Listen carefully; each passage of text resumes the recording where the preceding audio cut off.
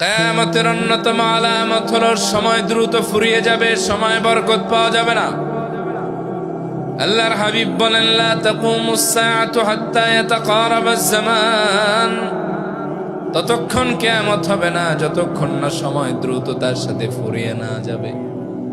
ফাতাকুনাস সানাতু কাশ-শাহরি ওয়া ইয়াকুনাশ শাহরু কাল-জুমআ ওয়া তাকুনাল জুমআতু কাল-ইয়াওমি ওয়া ইয়াকুনাল ইয়াওমু কাস-সাআ।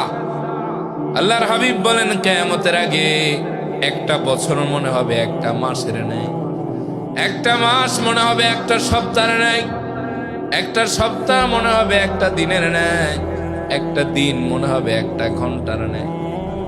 আগে একটা বছর পার হতে মনে হতো বর্তমান সময়ের 5 বছরের মতো সময় যেত। এই তো সেদিন তারা বিশেষ করলাম, ঈদ উল ফিতরের নামাজ পড়লাম, আবার রমজান চলে আসছে, কালকে শবে বরাত। এখন একটা মাস যেন চোখের পলকেই চলে যায়, একটা সপ্তাহ যে কত দ্রুত যায়। আমরা যারা জুমার নামাজের খেতাবাতের দায়িত্বে আছি, আমরা মাঝে মাঝে অবাক হয়ে যাই। এই তো সেদিন জুমার নামাজ পড়ে আসলাম, আজ আবার শুক্রবার।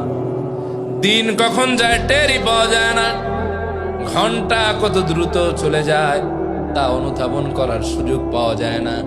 এই যে সময়টা অতিরিক্ত দ্রুত সময়ে চলে যাচ্ছে, এটা হলো কিয়ামতের আলামত। আল্লাহর হাবিব বলেছেন, কিয়ামতের আগে সময় বরকত পাওয়া যাবে না। চোখের পলকে বছর চলে যায়, মাস চলে যায়, মাঝে মাঝে নিজের ভেতরে ভয় সঞ্চারিত হয়, এটা কি আমার সাথে হইতেছে নাকি? আসলে না, এটা কিয়ামতের আলামত। কিয়ামত যত সন্নিকটে আসবে, সময় দ্রুত ফুরিয়ে যাবে। আগের মতো বরকত পাওয়া যায় বাবা? দেখতে দেখতে সময় চলে যায়।